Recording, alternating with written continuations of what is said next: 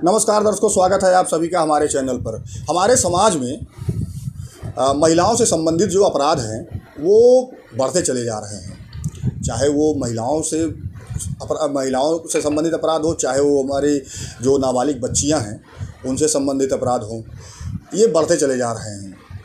पहले जब से ये पॉक्सो एक्ट बना, आपको बताता चलूं कि 2012 में जब निर्भया केस हुआ था, उसके बाद से ये पॉक्सो एक्ट बना, जो स्पेशल एक्ट है कि इसमें जो नाबालिग बच्चे या बच्चियां हैं उन दोनों लोगों को इस एक्ट के तहत सुरक्षा प्रदान की गई है। दोनों लोग इसमें कवर होते हैं। अब इसके बाद जब पॉक्सो एक्ट आया, तो पॉक्सो एक्ट आने के बाद जो है पॉक्सो एक्ट से संबंधित केसेस भी बढ़ने लगे। भाई पहले होता क्या था कि पॉक्सो एक्ट नहीं था तो आईपीसी की धारा 376 के तहत मुकदमे होते थे, तो उसमें एक नॉर्मल ट्रायल चलता था, जैसा कि बालिग के केस में चलता वैसा ही नाबालिगों के केस में भी चलता था। लेकिन जब से पॉक्सो एक्ट आया, तो पॉक्सो एक्ट आने के बाद ये इसमें हर एक धारा में हर एक अपराध के लिए एक स्पेशल से सेक्शन दिए गए हैं और सारे सेक्शंस में अलग अलग सजाएं दी गई हुई हैं।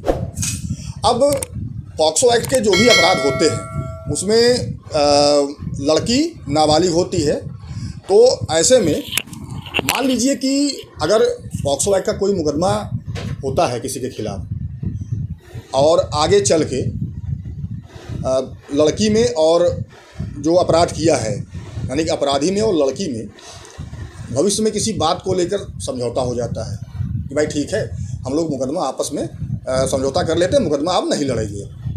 तो ऐसी स्थिति में क्या पॉक्सो एक्ट का मुकदमा ख़त्म हो सकता है? बड़ा सवाल है। तो आज इसी पे चर्चा करेंगे और आपको बताएंगे कि पॉक्सो एक्ट के मुकदमे में, पॉक्सो एक्ट के अपराध में समझौता अगर होता है तो मुकदमा ख़त्म हो सकता है या नहीं हो सकता। ऑनरेबल इलाहाबाद हाई कोर्ट का एक महत्वपूर्ण जजमेंट इस पे आया है, उसी पे आज चर्चा करेंगे। तो उत्तर प्रदेश के आजमगढ़ जिले का मामला है। संजीव कुमार हैं जिनकी याचिका पर ऑनरेबल इलाहाबाद हाई कोर्ट में सुनवाई चल रही थी। संजीव कुमार के ऊपर आरोप ये है कि इन्होंने नाबालिग के साथ रेप किया और इनके खिलाफ जो आईपीसी के तहत यानी 376 आईपीसी के तहत और पॉक्सो एक्ट के तहत मुकदमा दर्ज हुआ था। अब आजमगढ़ की विशेष पॉक्सो एक्ट कोर्ट में इन्वेस्टिगेशन के पश्चात पुलिस ने चार्जशीट दाखिल कर दी। चार्जशीट दाखिल करने के पश्चात न्यायालय द्वारा इनको तलब किया गया। अब न्यायालय द्वारा जब तलब किया गया तो तलब करने के बाद बेल होती है, सारी चीज़ें जो न्यायालय की कार्रवाइयाँ होती हैं वो सारी कार्रवाइयाँ जब शुरू हो गई तो ऐसे में हुआ क्या कि संजीव कुमार का ये कहना था कि जो पीड़िता है उसके बीच और हमारे बीच समझौता हो गया है, लिहाजा जो है ये जो पॉक्सो एक्ट का मुकदमा हमारे खिलाफ दर्ज है इसको समाप्त कर दिया जाए। अब ये मामला ऑनरेबल इलाहाबाद हाई कोर्ट के समक्ष गया। ऑनरेबल इलाहाबाद हाई कोर्ट द्वारा सारी परिस्थितियों को देखा गया और ये देखा गया कि जो अपराध हुआ है वो एक नाबालिग लड़की के साथ हुआ है।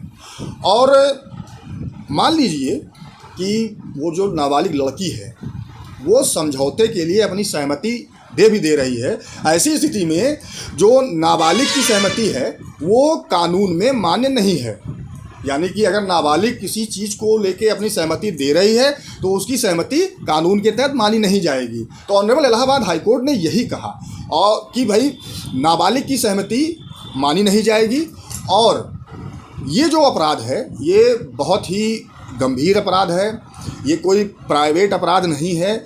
ऐसे अपराधों से पूरे समाज पे इसका प्रभाव पड़ता है। अगर समझौते के आधार पर पॉक्सो एक्ट के मुकदमे ख़त्म कर दिए गए तो इसका दुष्प्रभाव जो है वो समाज में, सोसाइटी में, लोगों के बीच में जाएगा।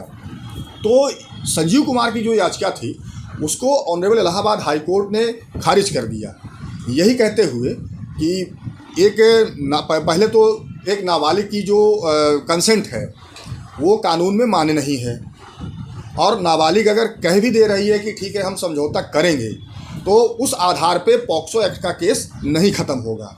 न्यायालय ने ऑनरेबल सुप्रीम कोर्ट के भी कई आदेशों का हवाला दिया और ये कहा कि हत्या, रेप और डकैती जैसे अपराध जो है वो ऐसे अपराध हैं जो समाज को बहुत ही गंभीर रूप से प्रभावित करते हैं, और ऐसे अपराधों को समझौते के आधार पे ख़त्म नहीं किया जा सकता। अगर ऐसे अपराधों को समझौते के आधार पर ख़त्म कर दिया गया तो इसका जो है समाज पे काफ़ी दुष्प्रभाव पड़ेगा।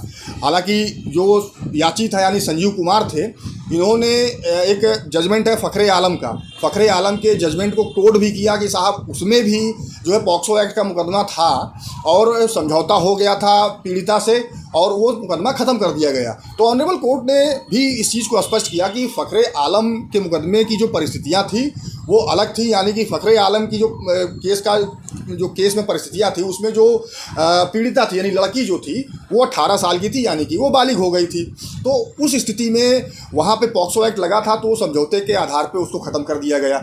लेकिन ये जो मुकदमा है इसमें जो पीड़िता है, जो बच्ची है, वो नाबालिग है, तो ऐसी स्थिति में ये मुकदमा समझौते के आधार पर ख़त्म नहीं किया जा सकता है, क्योंकि नाबालिग की जो कंसेंट है वो कानून में मान्य नहीं है, और अगर वो कहती भी है कि हम समझौता कर रहे हैं तो भी ये माना नहीं जाएगा, और समझौते के आधार पर पॉक्सो एक्ट के मुकदमे रद्द नहीं किए जा सकते हैं।